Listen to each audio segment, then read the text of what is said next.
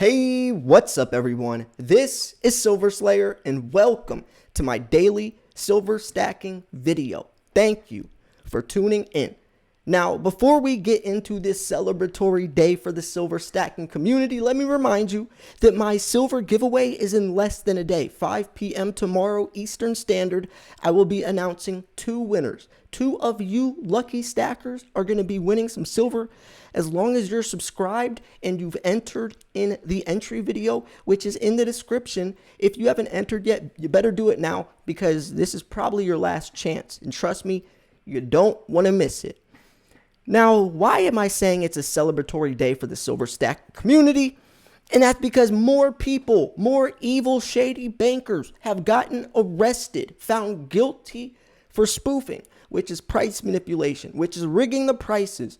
What they're doing, what spoofing is when you place a false buy order on the exchange, canceling the order before it goes through with the intent of it never going through, tricking the volume on the exchanges, giving a misleading type of I guess, price and market, and it's highly illegal.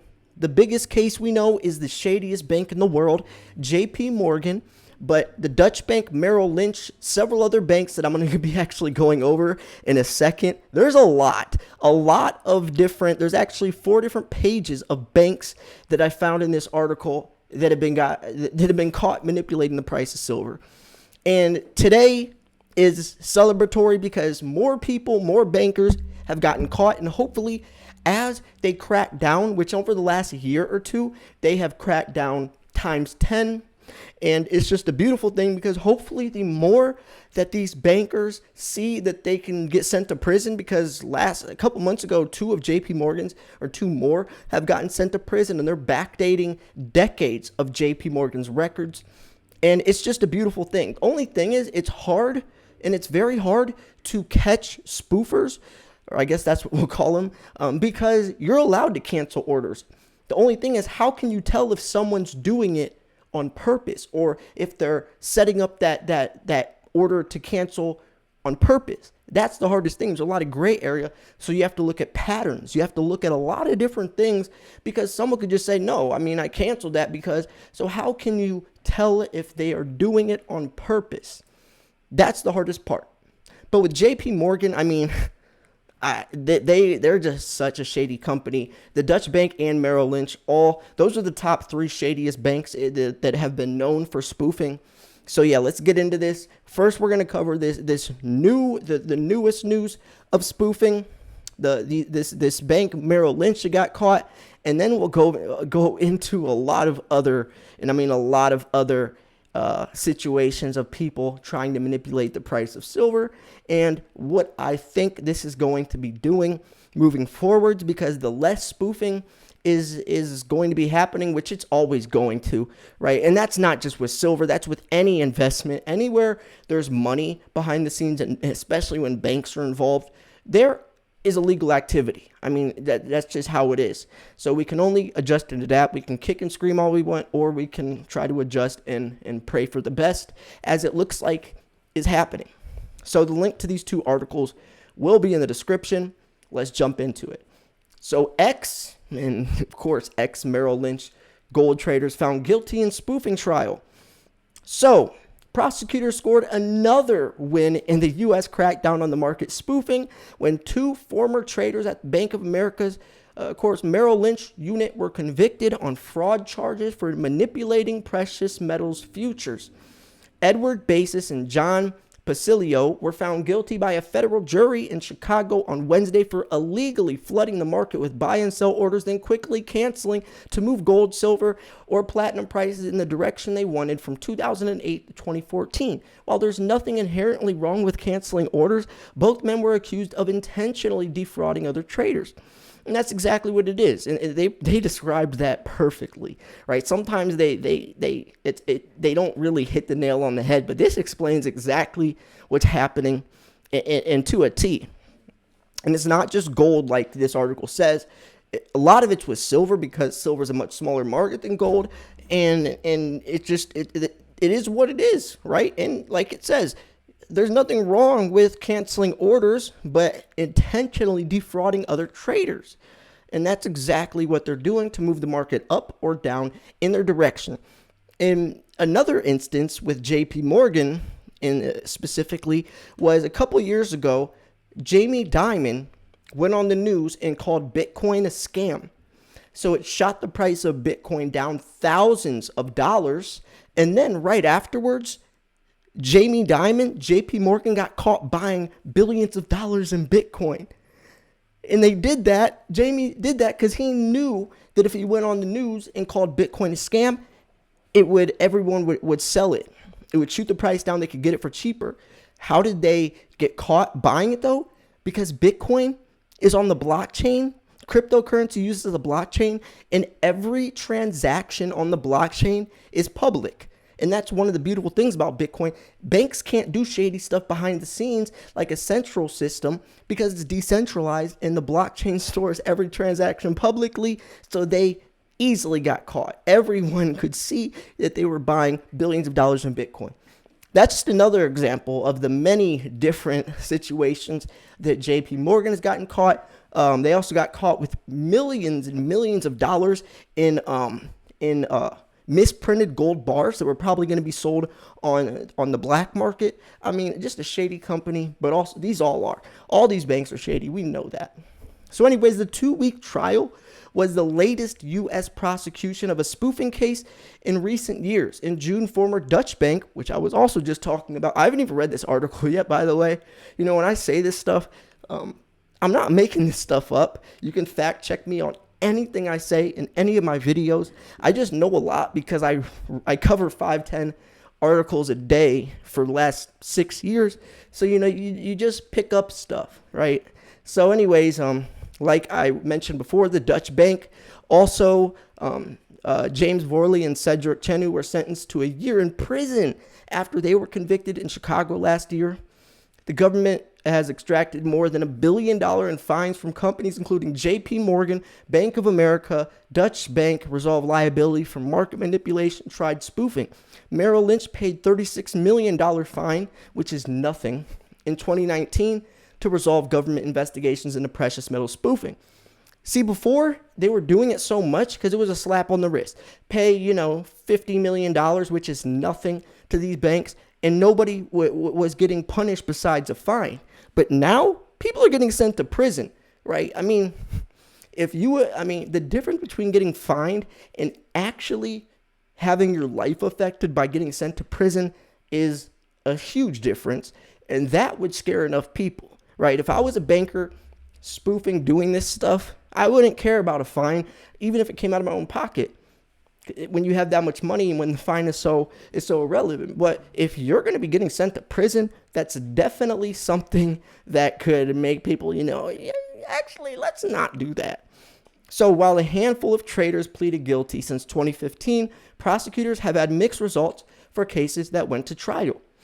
In 2018, former UBS Group trader Andre Florton Flotron was acquitted by a jury in Connecticut. The following year, in the middle of a trial in Chicago, prosecutors dropped charges against a computer programmer who developed the spoofing tool used by, that's crazy, by Navinder Singh Sauro, a key figure in the 2010 stock market flash crash that briefly wiped almost $1 trillion from the value of U.S. equities. Basis and Pacilio were indicted on 20 charges, including wire fraud affecting a financial institution and commodities fraud. So, I mean, it is crazy. I mean, especially this guy. Look at this guy.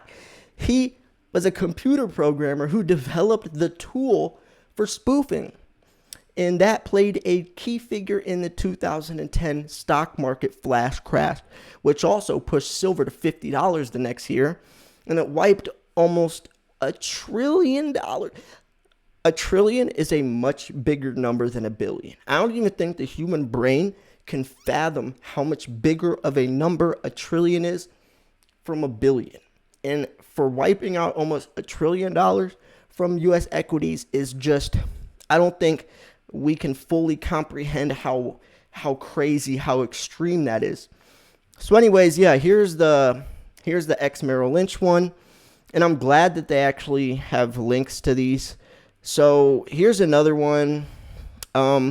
Sullivan and Cromwell conflict of insufficient overturn spoofing conviction. So it looks like they tried to overturn it, and then the Dutch bank requests bail pending spoofing appeal. I wish there was actually like articles. I'm sure I could Google them, but I mean, there's so many. I mean, we have 4 pages of this stuff, right? And then former Dutch bank trader appeals against spoofing conviction, right? It's looking like they're all trying to appeal it and dispute it, and probably because you're allowed to cancel orders. So how can you tell if that person is doing it on purpose or not? And that's why this happens so much, because people think, oh, well, I'm just going to tell them that I canceled on purpose. I mean, that I didn't have the intent of canceling it. I just did. I happened to cancel it because, and then, they explain the reasoning. So it looks like the DOJ promoted Dan Kahn to acting deputy assistant of the attorney general in the criminal division. Former Dutch bank trader sentenced for spoofing. I mean, look at all these cases. That was June 22nd, 2021. This was May 7th. U.S. court permits ex-CFTC official to testify in JPMorgan spoofing case. May 4th, former Bank of America trader to testify in an upcoming spoofing trial. I mean, there's 4 pages of this, ladies and gentlemen. JPMorgan trader accused of the bank retaliating over former Glencore trader convicted of market manipulation scheme. I mean, if people, and I see people in my comment section say, well, manipulation, it's not blah, blah, blah. And it's like, I don't think you guys understand the impact and the severity of these banks rigging silver's price or manipulating the price of silver. I mean, we're talking about 4 pages of situations, and we're just now getting into 2020, and we still have, multiple pages left. I mean, look how many instances were just in the last year, and we're only 8 months into the year. And that's trials. That's people getting convicted. Imagine how many banks haven't got caught yet, right? This isn't the only instance. These aren't the only instances. Even though we're 2 pages in and with only 8 months, imagine how many are awaiting trial. Imagine how many that haven't got caught. I mean, this is a serious problem. And that's why I say it's a celebratory day for the silver stacking community, because the more banks, the more people getting sent to prison, hopefully the less amount of people do this. So former JPMorgan trader accused of retaliating. Former Glencore trader convicted. Court upholds spoofing case convictions from ex-Dutch bank traders. Senior criminal division official says yes, or official eyes the DOJ exit. So DOJ forced to hand over CFTC material in spoofing case. U.S. prosecutors look to block expert witness of the JPMorgan spoofing case. Dutch bank to pay $130 million to settle these investigations. Dutch bank trader requests new trial citing post-conviction disclosures. Ex-Dutch bank trader challenged DOJ spoofing loss calculations. They're trying to overturn inflammatory evidence. Another CFTC records another year of aggressive spoofing enforcement, and that's good, right? And this is almost called an annual record for the number of penalties it handed down from market manipulation, and that's what I was talking about last year. They're cracking down more and more on spoofing because they see it's out of hand, and they know that these small fines they're giving these banks is nothing. It's a slap on the wrist, and that's why they're doing it to such an extent. So jurors of convicted ex-Dutch bank trader of spoofing after sudden turnaround. So jurors of multiple occasions told the judge they were deadlocked, while defense lawyers made several attempts to end the case with a mistrial. Wow. U.S. hands JPMorgan largest ever spoofing penalty. See, and that's what I'm talking about. Last year, they really cracked down. There's just so many situations. Ethical issues. JPMorgan trader asked to be severed from spoofing trial. Allegations of needless U.S. evidence gathering requests to raise concerns in the UK. Man, like, this is insane, right? It really is insane. And that's why I wanted to make this video, to show you guys this stuff is happening way more. And here's another one. Gold traders chat shows how easy price manipulation is. Here's an article. Oh, I have to log in. I'm not a member of Bloomberg Law subscription. I'm not going to subscribe, but it looks like that's an interesting article as well. Gold trader chat shows how easy price manipulation is. But I mean, yeah, it is what it is. I'm curious to see what you guys think about this. And I have another question. To what percent, how big of an effect on silver's price do you think this has? And I say that because Ted Butler came out with an article exposing the spoofing. He showed all of this. He talked about the severity of it. That's kind of why I'm not surprised by a 4-page article since March 2020, of 4 pages of instances.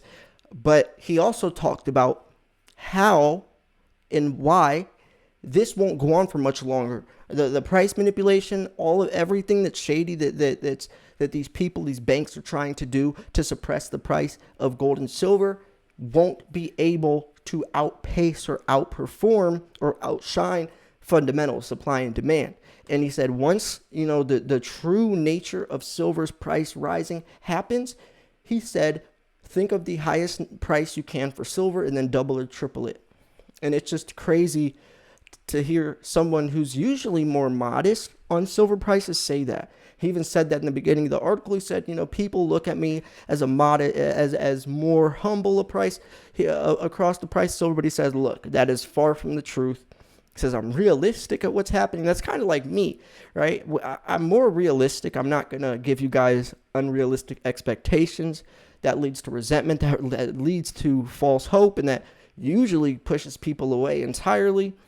And I want to be realistic. $100 silver isn't going to come next month, not even next year. And anyone who that telling you that is, or telling you that, you probably don't want to listen to them too much, because there's usually a reason behind that, and it's usually not a good reason. I genuinely want you guys to just know what's happening. I want to be transparent. A lot of people won't talk about price rigging because they want the silver market to look like it's all peachy and rainbows and unicorns. But I'm not going to do that. If banks are manipulating and doing this stuff, it might scare people away, but I hope you understand that silver is always going to come out on top. Silver stackers always get the last laugh. And in the long run, this is not going to have any type of impact. It might right now. And the main reason it would is speculative interest. People might see this stuff and say, oh, silver's price is rigged. But if that's the reason you're not going to invest, and you're missing out or pushing away all of the other reasoning, the hundreds of different reasons that make silver so bullish, then, I mean, that's emotional investment anyways, which you shouldn't be doing. If you understand silver's true value, then this stuff is meaningless at the end of the day. But I'm still going to update you guys on stuff like this because it is another celebratory day. So anyways, I'm going to wrap this video up here. If you thought this video was educational, informational, at least entertaining, make sure to smash the like button. I have another video I'm going to be working on, and it's talking about how silver prices are set to rally again. Here's when you should buy. So if you want to check out this video, make sure you stay tuned. My upload schedule is 10 a.m., 5 p.m., and 10 p.m. Eastern Standard every day. Today it's a little different because I got my first shot, the Moderna.